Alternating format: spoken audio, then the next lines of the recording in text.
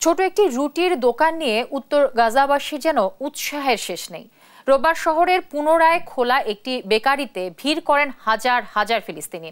এদিকে দক্ষিণ গাজার নুসিরাত ক্যাম্প থেকে বাড়ি ফিরতে শুরু করেছেন উত্তর গাজাবাসী। তবে গৃহহীন ফিলিস্তিনবাসীদের বাড়ি ফেরার নির্দেশনা এখনো দেয়নি ইসরায়েলি বাহিনী। আরও জানাচ্ছেন দেওয়ান মুবাশশির হোসেন। যতদূর চোখ যায় শুধু মানুষ আর মানুষ। গাজাবাসীর এ বিশাল সমাগম সামান্য একটি রুটির দোকানকে ঘিরে। কামাল আজাউর বেকারি নামের সদ্য খোলা দোকানটি নিয়েই এত উৎসাহী অভুক্ত উত্তর গাজাবাসী। রোববার বেকারির সামনে সারিবদ্ধ হয়ে রুটি কেনার জন্য অপেক্ষা করতে দেখা যায় হাজারো মানুষকে, যা দীর্ঘ 6 মাস বন্ধ ছিল ময়দা ও মানুষের অভাবে।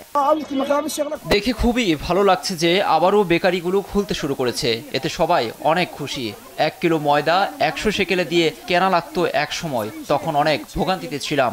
এত দাম রাখাটা একটা পাগলামি ছাড়া আর কিছুই না। মানুষের কাছে কাজ নেই, তাই আগের মতো এখন আর টাকাও নেই। শুধু সৃষ্টিকর্তা জানেন কিরকম ভয়াবহতা আমরা পার করেছি। যুদ্ধ শুরু হওয়ার পরে উত্তর গাজার বেশিরভাগ বাসিন্দাই জীবন বাঁচাতে পালিয়ে যান দক্ষিণ গাজায়। সেখানে তাদের ওপর দীর্ঘ 6 মাস ধরে চলে ইসরায়েলি বাহিনীর নির্মম বর্বরতা। সম্প্রতি যুদ্ধের অবস্থা একটু স্থির থাকায় ঘরবাড়ি হারানো অনেকেই ফিরতে শুরু করেছেন তাদের শহর উত্তর গাজায়। দক্ষিণ গাজার নুসিরাত ক্যাম্প এলাকায় ওয়াদি সমুদ্রের পাশ দিয়ে বাড়ি ফিরতে দেখা যায় হাজারো ফিলিস্তিনিকে। কেউ রওনা দিয়েছেন পায়ে হেঁটে, কেউ বা গাধার পিঠে চড়ে। সবারই একটাই লক্ষ্য, বাড়ি ফিরতে হবে। তবে গৃহহীন ফিলিস্তিনবাসী আদৌ তাদের বাড়িতে ফিরতে পারবে কিনা তার নিশ্চয়তা এখনো দেয়নি ইসরায়েল। দেওয়ান মুবাশশিরা হোসেন, নিউজ ডেস্ক, দেশ টিভি।